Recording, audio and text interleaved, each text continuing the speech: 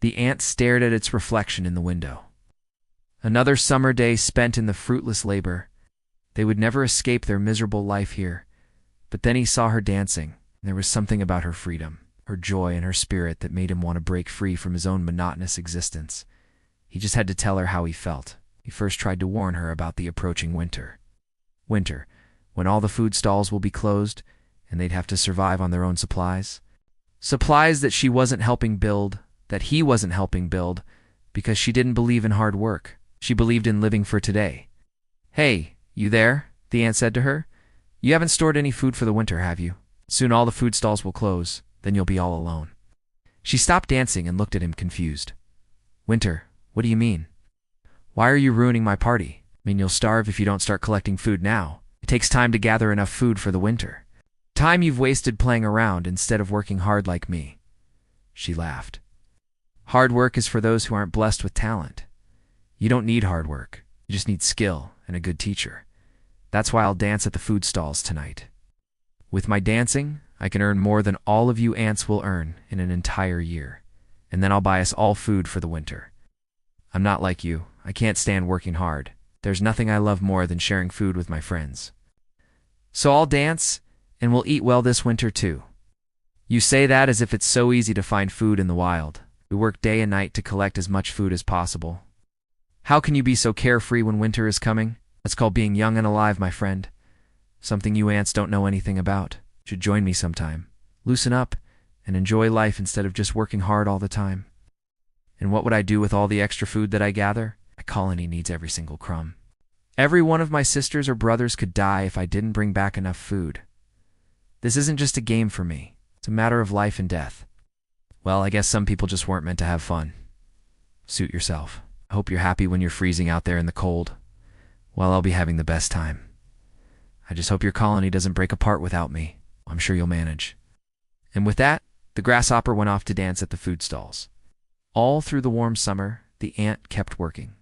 Even though he sometimes looked up at the sky where the grasshopper was flying around, happily dancing and flirting, he kept working, storing as much food as possible. When the food stalls finally closed down for the winter, he was glad he had enough food for his colony. But when he shared the food, the ants cheered for the grasshopper. After all, she had unbrought them any food, and yet they wanted to share their hard-earned meal with her. Don't you think that's unfair, Hopper? We worked all summer, and you didn't, yet we're sharing our food with you. Oh, come on, Anthony. We're friends, aren't we? Friends help each other out, and I'll help you ants next summer. Just watch. The ant looked at her skeptically, but he didn't push it further. As the snow began falling outside, making the wind colder and colder, the ants snuggled together for warmth. Although the ant knew the grasshopper wouldn't be able to survive the winter on her own, he still felt a pang of sympathy for her. One particularly cold day, he couldn't take it anymore. "Come with us, Hopper. It might be cold and dark and scary outside, but inside, we have light and warmth and, most importantly, food. If you join us, we can even share our meal with you." The grasshopper nodded tearfully and joined the ants inside. At first, the ants were wary of her, but since she was one of them, they eventually let her join their colony. Still, she didn't really fit in. She complained about the darkness and the coldness and the fact that they were always working. But mostly she complained about the lack of food. "It's so boring here. I wish we could go outside and play or dance. It's so dark and gloomy. I miss the sun. If you miss the sun so much, why don't you go outside and get some sun? The door's right over there. No one's stopping you. No way I'm doing that. It's freezing cold out there. I'd rather stay here where it's nice and warm." The days passed by slowly. The ant continued his daily routine. He was appointed as guard of the grain storage, which meant that he got to eat as much as he wanted. But all the food tasted bland and boring after the long winter. I missed the taste of fresh berries and juicy leaves. But one day, the ant noticed something peculiar. The grasshopper was no longer complaining. In fact, she was smiling. "What are you smiling about, Hopper? You crazy? Do you realize what day it is? The sun hasn't shone in 4 weeks. We haven't seen a single leaf or berry. There isn't a single insect flying around outside. It's boring, dark, cold, and empty. What's there to smile about? I'm smiling because I know that soon the sun will shine again. The birds will sing again, and the plants will grow new leaves and tasty berries. When that happens, I'll dance under the sun again, and we'll have food for the whole next year. Oh, I can't wait." The ant felt a pang of longing for the days outside, but he also felt angry at the grasshopper for being so carefree.